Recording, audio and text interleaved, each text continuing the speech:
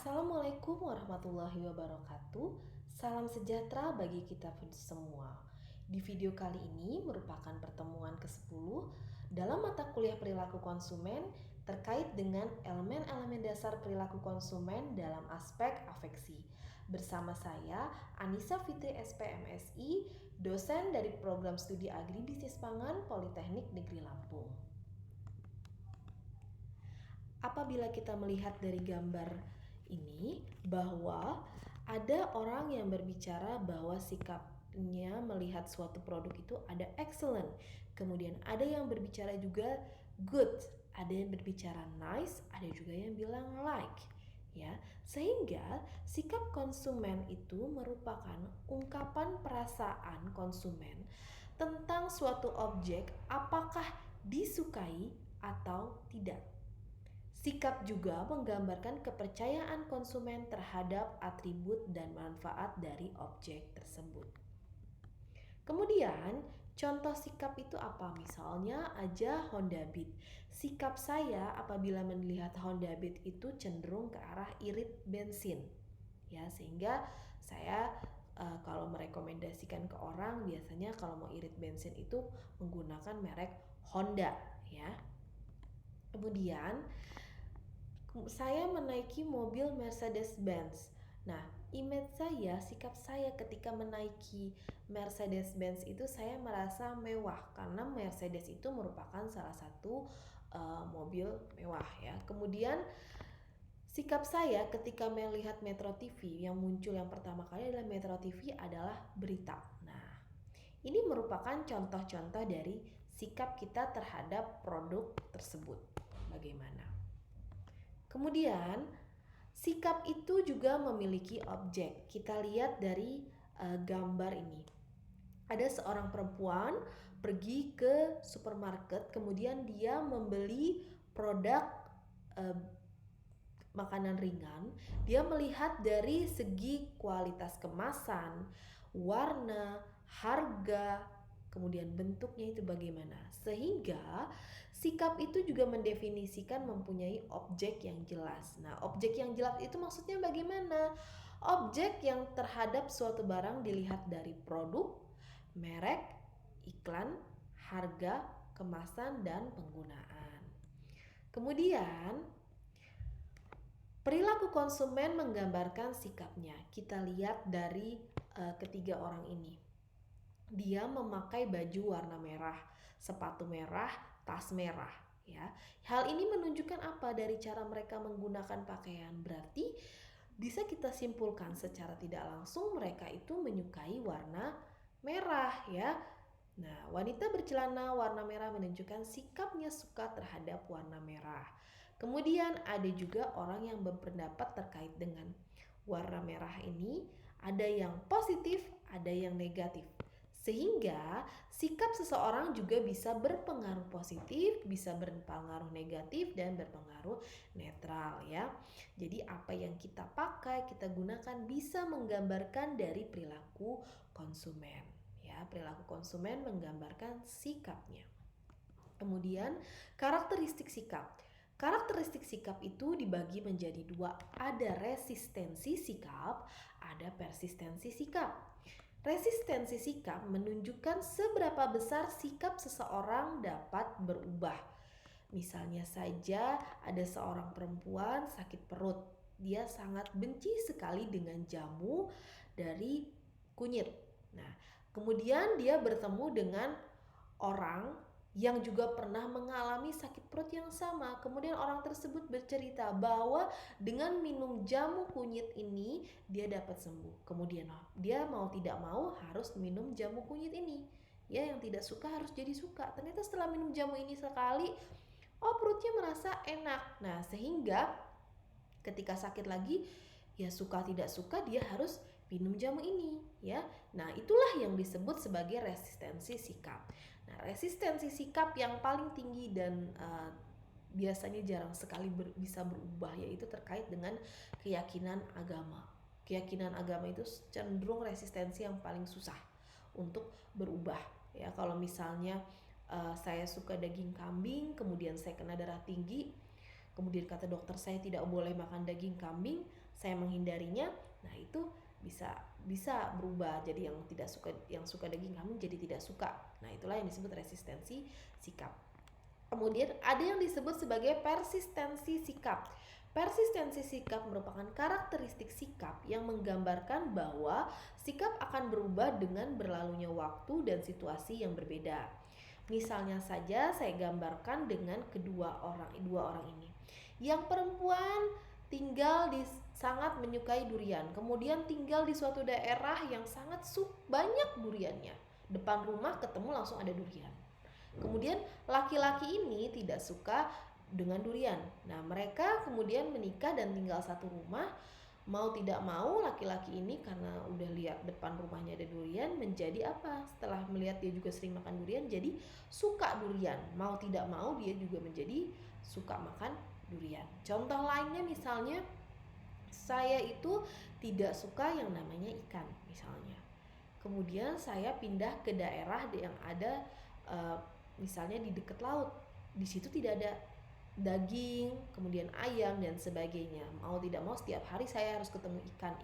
Daripada saya tidak makan, lebih baik saya memakan ikan. Nah, secara tidak langsung itu merupakan persistensi sikap karena adanya situasi waktu dan situasi yang berbeda karena lingkungan. Nah, persistensi itu terkait dengan lingkungan juga bisa.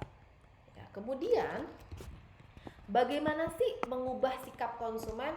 Yang pertama, menguatkan manfaat dari produk dan untuk menghindari resiko. Ya, jadi kuatkan dulu manfaat produknya itu apa aja.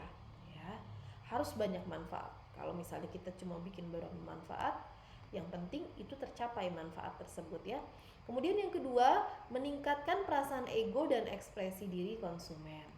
Yang ketiga, meningkatkan pengetahuan konsumen. Jadi konsumen itu harus tahu produk kita itu kegunaannya untuk apa saja. Jangan sampai konsumen beli nggak tahu. Misalnya dia beli makanan ringan udang, padahal dia alergi udang. Kita nggak menjelaskan bahwa di situ ada kandungan udang walau hanya sedikit ya, sehingga menyebabkan alergi. Nah, jadi kita harus kasih tahu kandungannya apa aja sih dalam produk kita itu ya. Kemudian yang keempat, mengasosiasikan produk dengan suatu kelompok atau suatu peristiwa. Misalnya saja kita membuat banner di acara-acara yang ada banyak orang kumpul ya, sehingga orang itu tahu ada yang namanya produk, misalnya produk makanan ringan udang. Kemudian yang kelima, memecahkan konflik dua sikap yang berlawanan. Yang keenam, mengubah evaluasi relatif terhadap atribut produk. Kemudian yang tujuh, menambahkan sebuah atribut pada produk tersebut. Yang kedelapan, mengubah kepercayaan terhadap merek pesaing. Nah, kemudian beberapa alasan kenapa harus mengubah sikap konsumen. Yang pertama, terkait dalam keputusan konsumen terkait dengan merek apa yang akan dibeli. Nah, sehingga kita harus tahu sikap konsumen itu bagaimana. Kemudian yang kedua, toko mana yang akan dijadikan langganan. Ya, kalau konsumen puas, dia pasti akan menjadikan toko tersebut sebagai langganannya. Kemudian yang ketiga, terkait konsumen akan memilih merek atau toko yang dievaluasi memberikan keuntungan yang paling maksimal ya. Yang harga di toko A berbeda dengan harga di toko B. Misalnya harga di toko A lebih mahal, pastinya dia akan konsumen akan memilih toko yang harganya lebih murah dengan kualitas yang sama. Sehingga penting sekali mengetahui cara-cara untuk mengubah sikap konsumen. Kemudian alasan-alasan penilaian sikap itu sangat penting. Yang pertama, terkait dengan keefektifan kegiatan pemasaran. Hal ini dikarenakan misalnya saja iklan yang biasanya dirancang itu untuk apa? Untuk tentunya menaikkan penjualan dengan mengeksplor sikap konsumen. Makanya kadang ada iklan-iklan yang menggunakan artis-artis yang saat ini sedang terkenal. Gunanya apa? Untuk meningkatkan penjualan ya. Kemudian yang kedua, mengevaluasi tindakan pemasaran sebelum dilaksanakan. Misalnya, keputusan tentang kemasan menetapkan versi mana dari beberapa kemasan alternatif yang membangkitkan sikap yang paling menguntungkan. Jadi jangan sembarangan ketika kita membuat sebuah produk dan kemasannya. Harus sering dievaluasi bagaimana kemasannya. Kemudian yang ketiga, sikap sangat penting dalam membentuk pangsa pasar. Misalnya saja terkait dengan warna. Nah, warna yang terang itu cenderung menarik sikap konsumen dibandingkan dengan warna yang gelap. Nah, jadi kita harus kalau misalnya membuat sebuah produk harus dicari warna-warna alternatifnya, jangan hanya satu warna ya. Kemudian sikap terhadap bahan dan gaya yang mungkin digunakan dalam berbusana itu juga menentukan pangsa pasarnya. Jadi kita tentukan kapan saatnya musim panas, kapan saatnya musim dingin baju itu ya. Itu menentukan pangsa pasar. Kemudian sifat dari sikap. Yang pertama terkait dengan kepercayaan dalam memegang sikap. Maksudnya di sini adalah sikap yang dipegang dengan penuh kepercayaan biasanya jauh lebih dapat diandalkan untuk membimbing perilaku. Jadi yang pertama adalah kepercayaan dulu untuk membimbing perilakunya seperti apa. Kemudian bersifat dinamis. Sifat dinamis dari sikap berubah seiring dengan gaya hidup konsumen ya. Sikap ini dapat berubah, sifat sikap ini dapat berubah berdasarkan gaya hidup konsumennya bagaimana. Kemudian pembentukan sikap. Pembentukan sikap itu yang pertama, sikap terbentuk dari hasil kontak langsung dengan objek sikap. Misalnya saja konsumen yang menikmati perjalanan berbelanja yang menyenangkan ke pedagang pengecer mungkin akan mengembangkan sikapnya ke pengecer. Karena misalnya saja kalau misalnya ke pedagang pengecer itu jauh lebih dilayani ya, langsung bertemu dan ada bisa nanya-nanya juga ya. Nah, sehingga ini konsumen ini merasa puas jadi dia lebih sering ke pengecer. Ya. Kemudian yang kedua adalah sikap bisa juga terbentuk tanpa adanya pengalaman langsung dengan suatu objek. Misalnya saja saya mempunyai teman-teman yang menggunakan Honda Jazz berdasarkan persepsi mereka bahwa Honda Jazz itu irit misalnya. Terus ada prestisnya oke, bagus, kemudian gak rewel, gak banyak perawatannya. Nah, sehingga sebelum saya memiliki memiliki Honda Jazz ini, berdasarkan pengalaman-pengalaman teman saya jadi tertarik untuk membeli Honda Jazz. Jadi saya suka. Kalau misalnya ada mobil lain yang ditawarkan, saya nggak mau. Yang penting saya lebih memilih Honda Jazz ini. Jadi sikap juga bisa membentuk tanpa adanya pengalaman langsung ya, bisa ada dari orang-orang lain pengalamannya. Kemudian hubungan sikap dan perilaku. Nah, survei mengenai sikap akan memberikan ramalan yang akurat mengenai perilaku pembeli.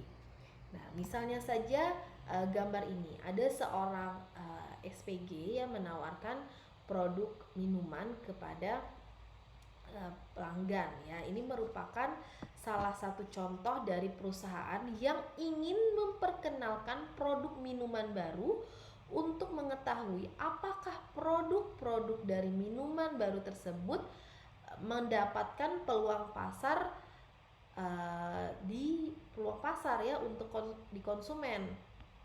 Nah, sehingga perlu dilakukan percobaan terhadap sikap konsumen ini. Nah, konsumen diminta untuk menunjukkan minat tersebut. Gimana minatnya setelah minum, suka atau tidak suka ya. Jadi nanti Bu silahkan coba minum minuman ini. Nah, setelah saya minum, oh menurut saya rasanya enak, oh menurut saya kurang manis atau sebagainya. Nanti pelayan SPG ini akan bilang ke perusahaannya bahwa ternyata pendapat konsumen yang suka itu ada berapa orang, yang tidak suka, yang kurang ini, kurang itu ya. Nah, pendapat-pendapat itu kemudian diolah oleh bagian riset pemasar. Nah, sehingga masukan untuk bagian-bagian yang lain untuk ditambahkan ya, atau dilakukan apa lagi untuk inovasi-inovasi baru terkait dengan produk ini Ya, sehingga sikap suka dan tidak suka konsumen terhadap suatu produk baru akan menentukan ada tidaknya peluang dari pasar. Berikut ini merupakan daftar pustaka untuk kuliah sesi ke-10 hari ini. Oke, sekian, selamat belajar dan semoga sukses. Wassalamualaikum warahmatullahi wabarakatuh.